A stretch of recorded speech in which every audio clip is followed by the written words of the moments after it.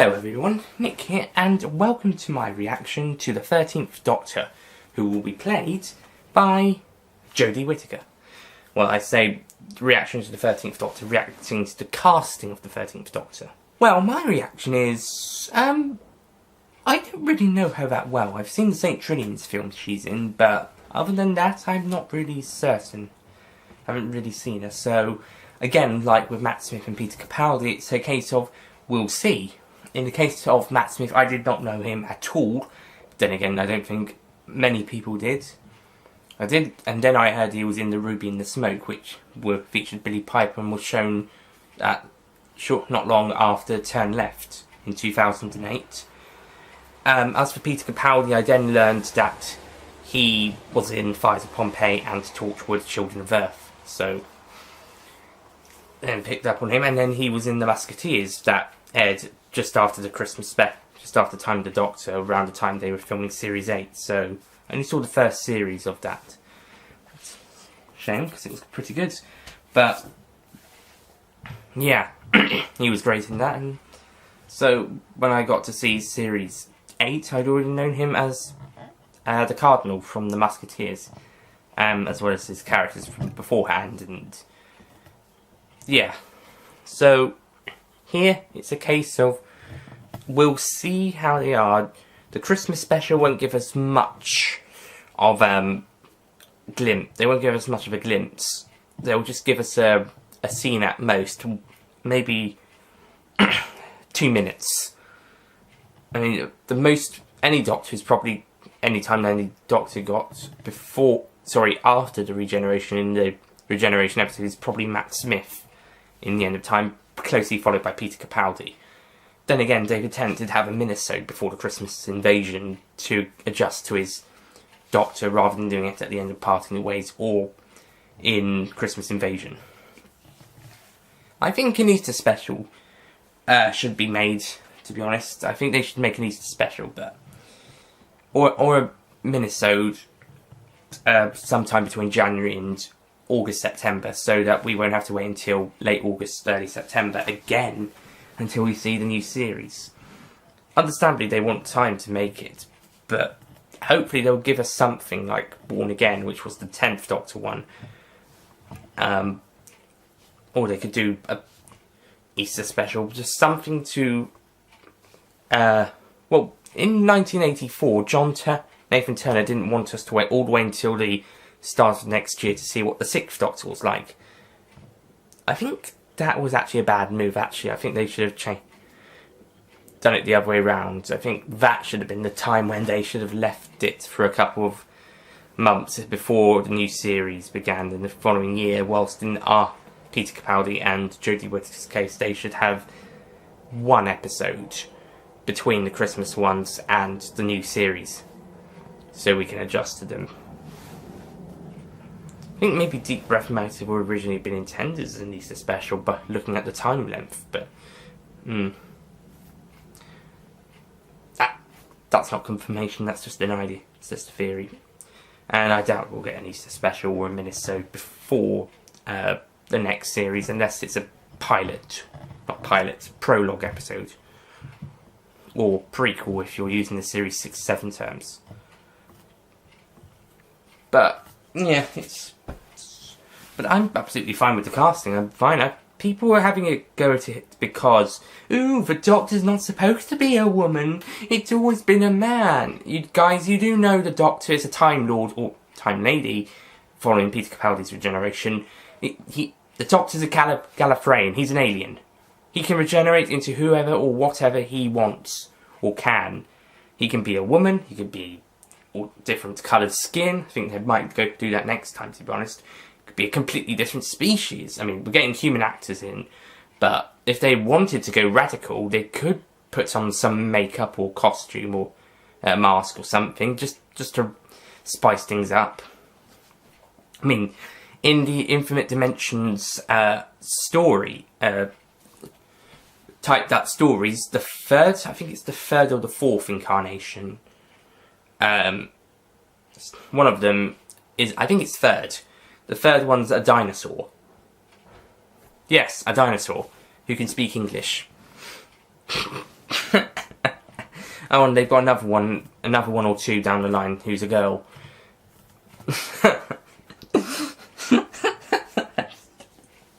Yes, a dinosaur always touches the Doctor. That'd be great.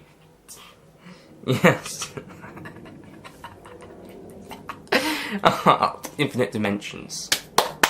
Great stuff. Yeah. So the guy, everyone just saying the Doctor's not being a woman, being a woman is against what the show's about. No, the Doctor can be whoever they want.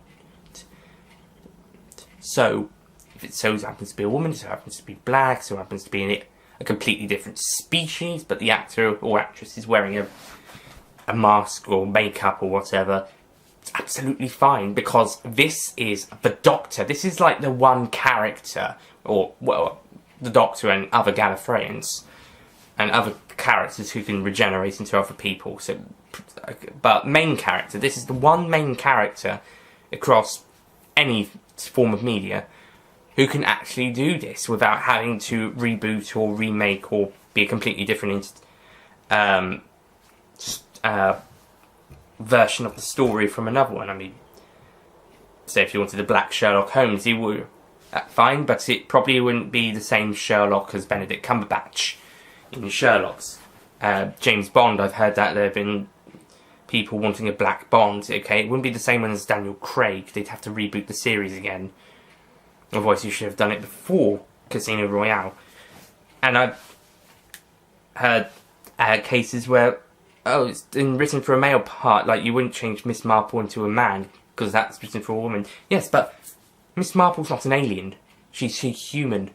The Doctor is an alien who can regenerate. This is the one problem I've had with lots of people, along with everyone saying, oh, we won't watch it because it's a woman. The Doctor can be who they want. And you shouldn't not watch the show because it's not going to be a white male, preferably between 30 and 50. Oh yeah, a lot of people didn't seem to take to Peter Capaldi because he was too old. And before that, even more so to Matt Smith. There was a huge backlash to his Doctor, probably as much as Daniel Craig as James Bond, if not more. Peter Capaldi is probably a bit less. But there was a huge backlash to Matt Smith's casting in 2009. What did people think when Series 5 aired? They loved him. What did people thought when Series 8 aired? They thought Peter Capaldi was great, but not his character. And this has kind of been a thing that's been happening over the Capaldi era, is that his Doctor is not so brilliant, but he's been a fantastic actor and he's always done a great job portraying the Doctor. And also, there are people out there who do love the 12th Doctor. I think he's a great Doctor, especially thanks to Capaldi's performance. And whilst his Series 9, the 12th Doctor, was a bit all over the place, I think Series 10 he kind of, he was a bit better, he was pretty great. It's always the last series where they seem to have grasped the role, and they seem to be on top form, and then they go. I mean, I think Series 7 was my favourite series for a bit, but I think now it's either that or Series 1, which I think is the best series. But Matt Smith was just all out great in that series. Okay, he was a bit childish in some scenes, but he was quite dark in them, and we could see that in 5 and 6. But 7, I think, was a mix of it. And I think if he stayed on for 8, did the Trent story, I think that would have been his best series. But he left beforehand, so I think his best series was 5, but 7's my favourite.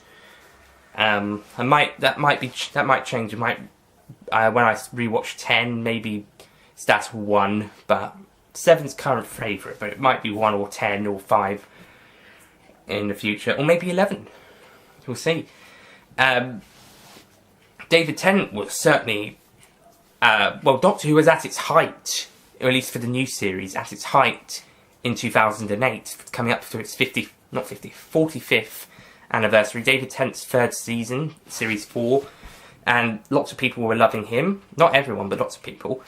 And that was probably the most popular time, and I think once he left is probably when people started to lose interest with the show, and then after Series 5, a lot more people started to lose interest about midway through 2011. And certainly after the River Song story was finished, well, I say River Song story, the main bit, after that finished, I think people started to lose interest apart from when the 50th anniversary was coming up, and then after that, there was a big drop in disinterest. Like a really big drop. And now Doctor Who's kind of become a former shadow of its 2008 self. And I think that's what the BBC wanted to do when Chris Chibnall took over, a young Doctor with a female companion going back to the David Tennant era, the most popular time of the show, at least in the new series.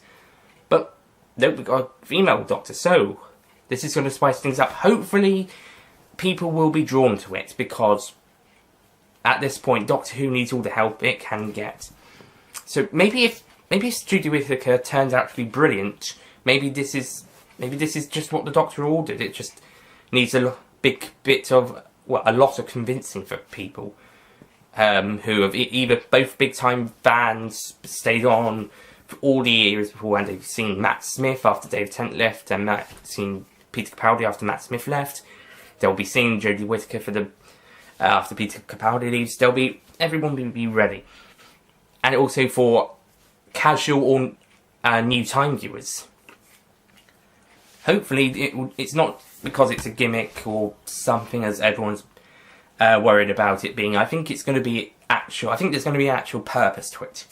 And she's worked with Chris Chibnall before in Broadchurch, so he trusts her to do a good job, and she trusts him to hopefully write for her well, and oversee the show. So, and he's got the writers' room coming up. This is going to help, hopefully, so they can all discuss ideas, maybe come up with their own. So, like, Chris Chibnall is going to, okay, this is my idea for Series 11. Let's discuss. I've written this. I've got ideas for the first episode. Mark Gatiss, I need you to write episode 5. What's your ideas? Don't say the Sleep No More sequel, because I think then we really have got bad backlash. Apart from Sleep No More sequel, what have you got? And he would say idea, maybe a third Ice Warrior story, maybe another story with Robin Hood. I don't know, something. Someone will come up with something, they'll discuss it across the table, and the writer or writers, if it's more than one writer, they've done it before, can do the story together. And yeah, I think this will help. It'd also be helpful if Chris Chibnall didn't do 7 episodes a year, including the Christmas special. Actually, no, make that 8, including the Christmas special. Series 1, Russell T Davies did pretty much almost every single script. I think there was only a few exceptions there. Unquiet Dead was Mark. Dalek was Robert Shearman, the best apart from the following Dalek 2-parter. Father's Day by Paul Cornell, who's only written twice for the new series. But again, Rob Shearman only did 1, so both those two should come back. And Stephen Moffat for the Empty Child 2-parter, which I think was great. In fact, Series 1 was pretty much great, full stop, most of it. But yeah, out of the 13 episodes, I think only, about 5 were not Russell T Davies. But if we look at later seasons, we see only about 4, 5, 6 episodes, not including the Christmas one, are by the showrunner. So, Moffat or Davis. Sometimes Moffat does a co-write, but then again, that will increase the number. Like Series 8, he did 4 separate and then 3 co-writes, and that was before Christmas. But Series 10, he's only done 4 solo, and 1 co-write, and now he's got the Christmas one coming, so he's only done 5 or 6 in total. So what I think is what Chris Chibnall should focus on the first episode and the finale and the Christmas one, and if he wants to write another one at some point, fair enough, and maybe co-write 1 or 2 if he needs to. But I would say get others in. Maybe you can give other writers 2 episodes of the series, like Neil Cross and Mark Gatiss in Series 7, and Chris Chibnall himself. And that's not including 2-parters, although 2 parts would suffice. So like I was saying, Mark would be writing episode 5 for Series 11. This is an example. So then I turn to Sarah Dollard, she's interested in coming back. You're writing episodes 3 and 10, and they're not two-parters. They're single-part episodes. And then I would turn to Robert Sherman, if I managed to convince him to come back. So if I was in Chris Chibnall's shoes and I was hiring writers, I'd ask Robert Sherman to do a two-parter episodes 8 and 9? Yeah, I think I'd do that. And yes, fans, I will get new writers. As Chris Chibnall, I would get new writers in. I wonder if anyone from Broadchurch, unless he was a Patrick Ness and did all the episodes of Broadchurch, if he's got other writers from that show who are interested in writing for Doctor Who and haven't before. I don't know, did any other writers write for Broadchurch besides Chibnall? Or was it a class where it was just Patrick Ness on Series 1? And, yeah, speaking of class, I'm sure it can continue even if Patrick Ness isn't going to be involved. Well, let's give it a few more months. I don't think it's officially confirmed to be cancelled. I think it's still up in limbo, like Torchwood. Although I think that's now become definite. I think Torchwood Series 5 definitely, in visual form, is cancelled. But audio, it will be coming. Shame, really. I would have liked to have seen Series 5 of Torchwood, just like I would have liked to have seen the Sixth Doctor's last adventure. But Big Finish obviously want to do the audios instead. No, to be honest, they probably wouldn't get the backing of the BBC to continue the show. Or to do the live-action version of Last Adventure. Which is a shame, really. Especially what happens if someone did eventually manage to make Series 5 of Torchwood live-action. I mean, you can't really say, oh, Series 4 happened and then they bring it back for Series 6. Go listen to the audios. Then maybe if the audio is being made, would then make sure it wouldn't ever come back. Ouch. On the other hand, if Class doesn't seem to have a future, Big Finish will probably be able to do something with it. I'm sure they are with Torchwood. It might take them a few years. They probably will with Sarah Jane pass maybe audiobooks because of Elizabeth Slade's passing, or maybe the characters after the events of Series 5, aside from Sarah Jane. We'll see. And of course there could be K9. They did Sarah Jane audios back in 03 and later, just before Sarah Jane Adventures was coming back. And that's more of a K9 and Company. Didn't succeed, but Sarah Jane still got to have her own audio spin-off before having her own live-action one. TV one. So, we'll never know. So, in total, I think the reaction to I'm quite positive because I don't mind. I don't really know her that well, but the actress, but I don't mind. Really, it's just it's more anticipated than surprised. I mean, I kind of was half expecting it to be her because at time of recording, this is the day I find it out. But at time of recording, the day before, on Saturday the 15th of July, Jodie Whittaker became the frontrunner, or the joint frontrunner, alongside Chris Marshall, who had been the favourite for a long time. Pretty much since when he stopped doing Death in Paradise. It'd been a long time favourite, and only yesterday did Jodie Whittaker become the frontrunner, or joint frontrunner with Marshall for the spot, and Phoebe Waller-Bridge was also another top spot, and there had been other suggestions, Rupert Grint, Tilda Swinton. If I had a list, I would. I noticed David Harewood, James Norton, who I was telling my mum that James Nesbitt had been a favourite, but I said James Norton by accident, and then not some point after that I saw his name was actually on the list of suggestions. So James Nesbitt himself, he could still be the Doctor. He still has time.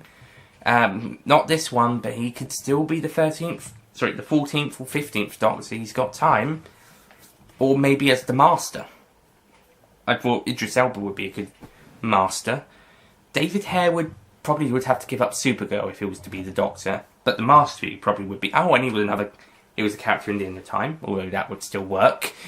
Other ones, I think Tilda Swinton's too much of a name. Hayley Atwell, that was one of the ones I liked. She's in the Marvel Cinematic Universe, who Jenna Coleman cameoed in at one point, and Karen Gillan is a character in, and there's been many other characters in those films who are in the show. I can't name many at the moment. Those two are at the top of my head. Maybe a Doctor needs to turn up in one of them. MCU, get one of the Doctor actors to be in it.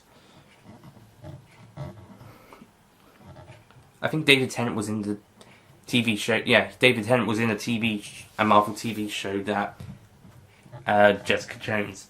I don't know if that's linked to this films or not, though. Oh, Christopher Eccleston. He was in one of them. He was in For the Dark World. You'll hear my thoughts about that on my ranking list. Spoiler alert, he was wasted. Okay, so, anything else? No, I think that's about it. Thank you for watching this reaction, and I'll see you guys next time. Goodbye.